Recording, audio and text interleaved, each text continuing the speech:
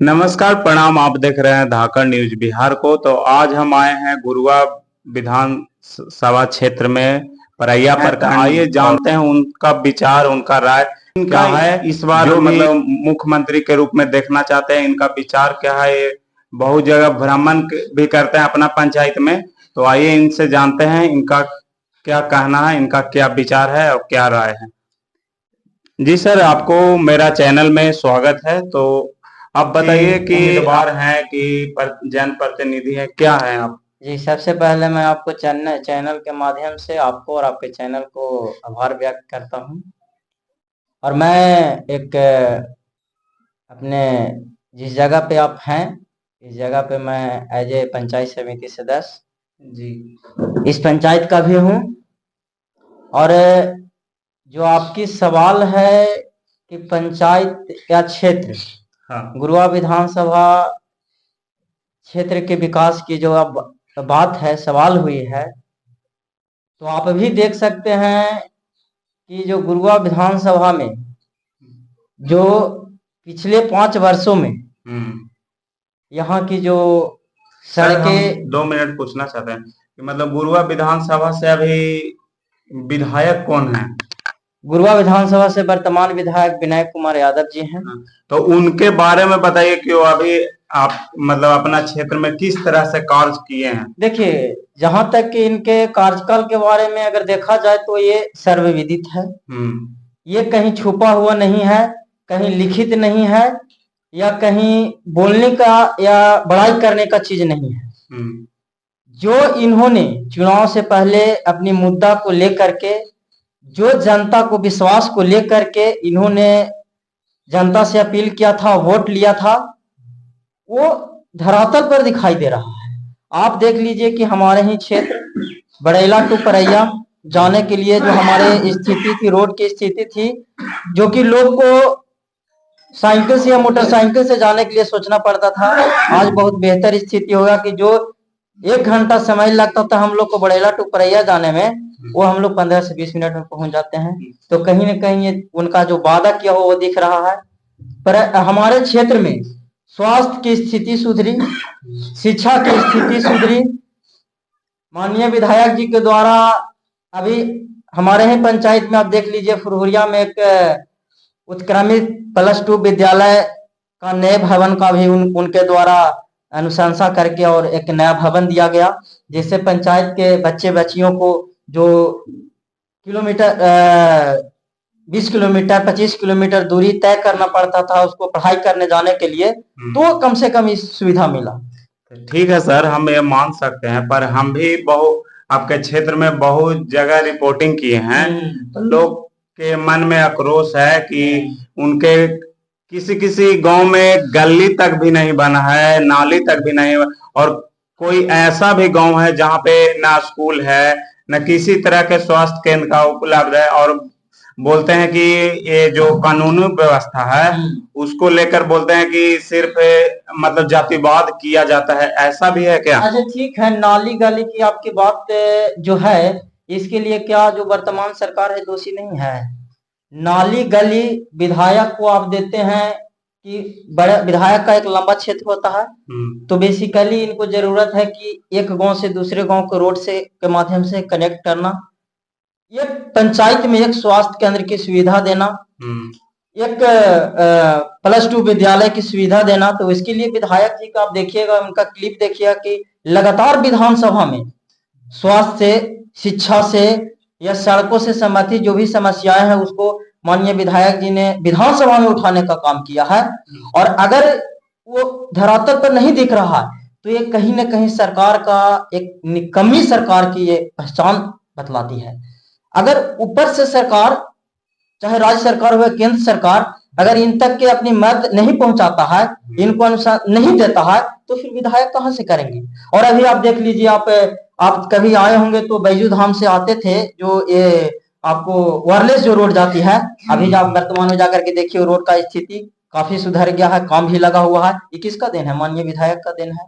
आप अभी इससे पूर्व में एक एग्जाम्पल हमने आपको बतलाया, ये माननीय विधायक का देन है। ऐसे कई गांव है, आप देखिए कोडेरा में एक उप स्वास्थ्य केंद्र, तो बना। जनता बोलता है कि मतलब जहाँ पे ज्यादा जरूरी नहीं है उसका फिर भी वहां पे रोड दिया गया है, पर जहाँ पे बहुत ज्यादा खराब है वहां पे अभी तक नहीं। और बोलते हैं कि विधायक जी आते हैं तो सिर्फ लोगों से वादा कर देते हैं पर उनका काम नहीं करते हैं, दिलासा दे देते हैं काम होगा होगा, पर काम नहीं करते हैं और निकल देते हैं। देखिए ऐसा भी लोग बोलते हैं। विपक्ष का काम है विरोध करना। कहीं अच्छा भी होगा तो विपक्ष चाहता है कि जिसको कहा गया ना है कि घर के लड़ाई को बाहर दर्शाना, तो कोई का भाई भाई का लड़ाई को लेकर के विधायक जी क्या करेंगे, दोनों में मारकट करवा देंगे हैं। तो बहुत ऐसे हैं जो लोग वैसा बोलते हैं, उसे समझिए कि अपने घर को लड़ाई को वहां तक पहुंचाने का प्रयास में रहते हैं, सोचते हैं कि विधायक जी समस्या को दूर कर दे। हम तो बताएं कि नाली गली समस्या के लिए मुखिया हैं, जिला पार्षद हैं, पंचायत समिति सदस्य हैं, और इसको भी पंचायत समिति सदस्य या मुखिया को अगर सही समय पर सही राशि नहीं दिया जाएगा तो क्या करेगा।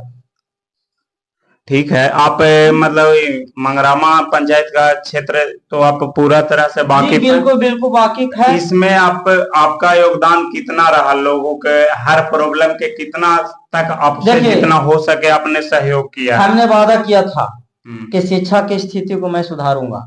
मैं जैसे ही चुनाव जीता था अपने पंचायत के एक एक प्राथमिक विद्यालय हो या मध्य विद्यालय हो सभी स्कूल में जा करके हमने लगातार जांच करना शुरू किया कि वहां पे शिक्षक सही समय पे आते हैं कि नहीं आते हैं। और आज देखिए कि कभी भी आप जाइएगा कि अगर 9:30 बजे टाइमिंग है तो तमाम शिक्षक जितने भी टीचर हैं वो सारे स्कूल में मौजूद रहते हैं, सही समय से क्लास लेते हैं। कभी बच्चे को इधर उधर मैंने कि नहीं देखिएगा। अगर कहीं भी हमको न्यूज मिलता है तो फौरन उस स्कूल में जा करके और टीचर को डांट लगाने का काम भी करते हैं।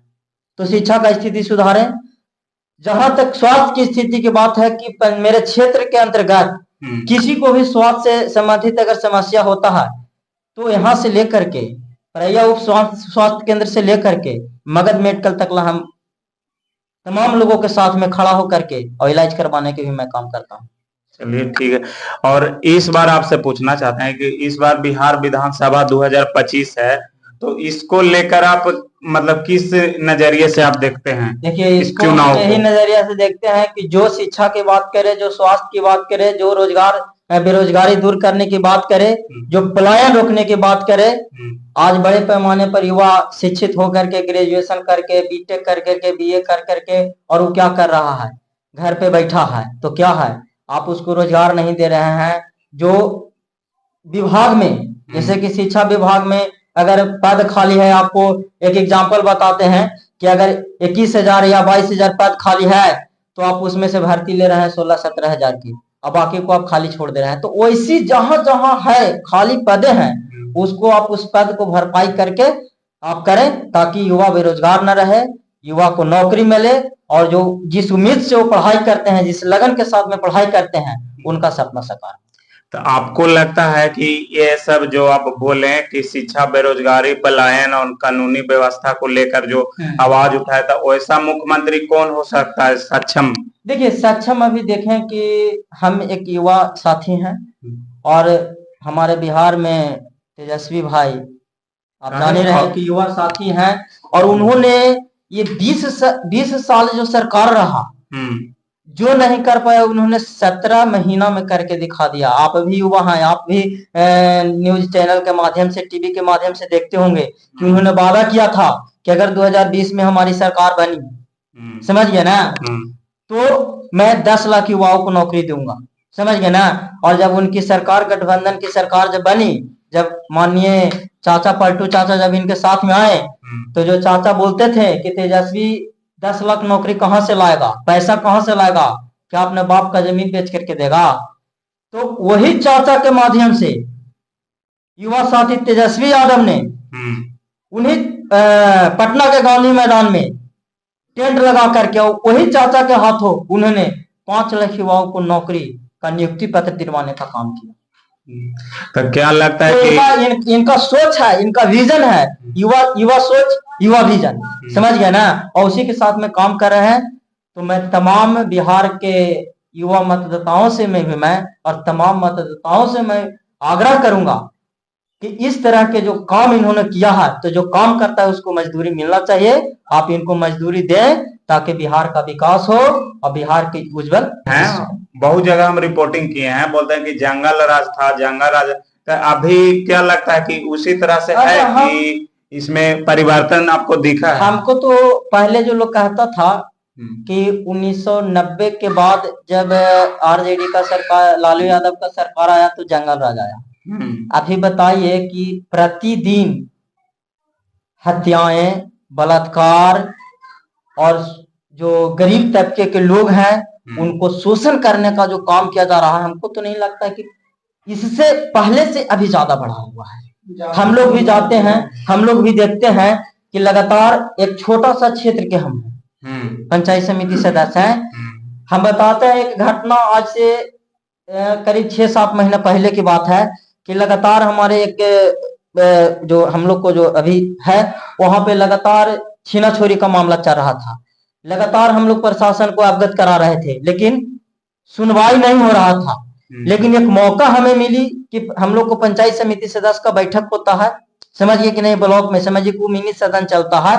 उसमें जब दरोगा के खिलाफ में हमने आवाज उठाया तब फिर प्रशासन का, जब एसपी साहब को वहां से डांट लगाए हैं तब जाकर के उनका कान खड़ा हुआ है। तो ये सरकार, ये निकम्मी सरकार का ये पहचान है। आप कहते हैं कि हमारी सरकार बहुत अच्छा काम कर रहा है, तो फिर कोई घटना घटता है तो घटना स्थल पर जाने में प्रशासन को समय क्यों लगती है? आपके अगर राज्य में अगर प्रशासन इतना एक्टिव है और सुशासन का सरकार चल रहा है तो इतनी हत्याएं, इतनी बलात्कार कैसे हो रही है?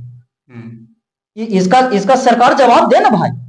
तो आपको लगता है कि जो बोल रहे हैं महागठबंधन की सरकार जब आएगी तो क्या लगता है कि ये सब जो मतलब इस तरह का कानूनी व्यवस्था स्वास्थ्य को लेकर इस मतलब अच्छे ढंग से हो सकता है? आपको एक चीज बता देते हैं कि हम लोग भाई, हमारा जन्म 1997 हुआ, लेकिन लोग कहते हैं कि जब लालू यादव की सरकार था ना और इस तरह के घटना घटता था ना तो लालू यादव स्वयं दरोगा को फोन करके धमकाते थे, समझ गए कि नहीं?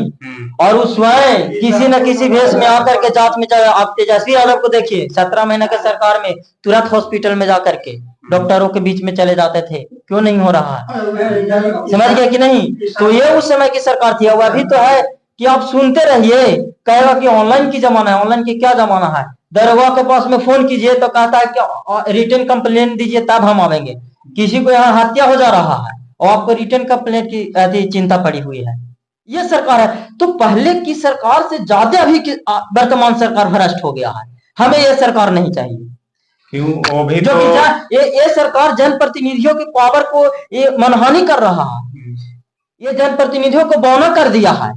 जो जनप्रतिनिधि फोन करता है तो प्रशासन नहीं सुनता, इसका मतलब है कि ये जो प्रशासनिक गुंडा पैदा कर रहा है ये सरकार। समझ गए कि नहीं? जो कि जनता, गरीब और मजलूमों को नहीं सुनता है। इसको बस मतलब है अपना सत्ता का प्रयोग करके और अपना पावर को दिखाना।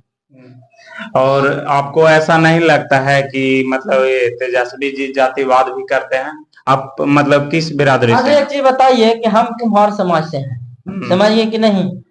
और लालू जी के सरकार आया तो मंडल कमीशन लागू किया गया 1990 के बाद, और उसी के तहत हम लोगों को आरक्षण प्राप्त हुआ कि हम लोग चुनाव लड़ रहे हैं। तो एक चीज बताइए कि लालू जी जातिवाद करते तो मंगरामा पंचायत में बहुमूल्य वोट है जागबो का है और हमको यहाँ से चुनाव जिताया गया है।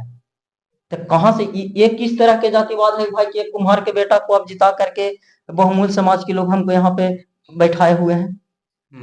इससे तो स्पष्ट साबित होता है। अच्छा, तेजस्वी यादव के गठबंधन के सरकार आने के बाद जो 17 महीना में उन्होंने 5 लाख युवाओं को नौकरी दिया, उसमें क्या सिर्फ यादव समाज के लड़का को नौकरी मिला? तो कैसे कहता है कि तेजस्वी यादव सिर्फ जातिवाद करते हैं? अभी उनका जो समीकरण जो चल रहा है A to Z, उसमें तो सभी लोग हैं।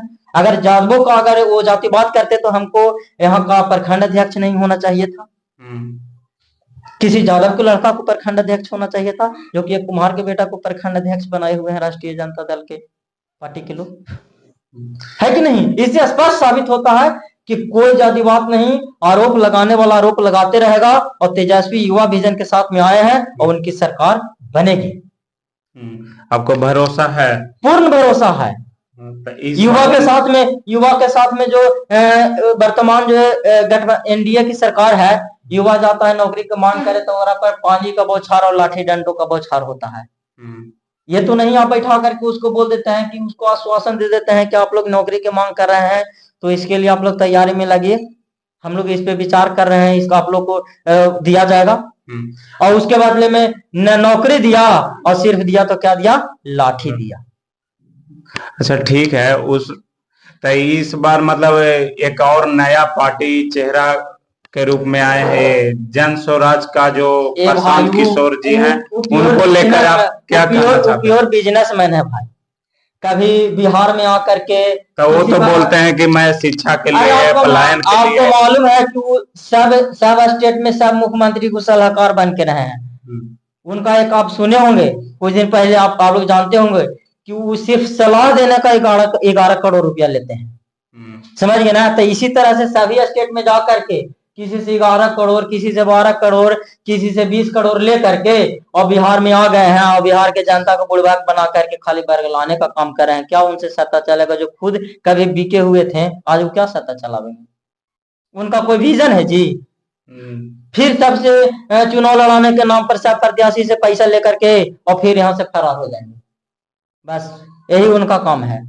और बाकी उनका कोई बिहार में चुनाव लड़ना, तो वो तो बड़े बड़े वादे करते हैं कि हम मतलब जैसा ही हम अपना सरकार बनाएंगे तो जो भी सरकारी स्कूल में बच्चा जाता है उसको हम प्राइवेट में जाएगा, उसका फी हम भरेंगे और 1.5 करोड़ युवाओं को नौकरी देंगे, पलायन रोकेंगे। वो भी तो ये सब का बात करते हैं। 10 साल पहले भी थे ना, नीतीश कुमार का सलाहकार रहे थे ना, तो नीतीश कुमार की दिमाग ना उनको देवल जाता था। आज उनको लोग कहा है कि बिहार में पलायन हो रहा है और बिहार में बेरोजगारी हो रहा है। 10 साल पहले नहीं उनको लगता था है? या 5 साल पहले उनको नहीं लगता था? ये सब खाली झांसा देने का काम कर रहे हैं। तो बिहार की युवा झांसा में नहीं आवे, हकीकत को समझे। जो 17 महीना में तेजस्वी यादव किए हैं उस बात को वो ध्यान में रखते हुए और अपना सरकार बनाने का काम कर रहे हैं। तेजस्वी की सरकार मतलब युवाओं की सरकार।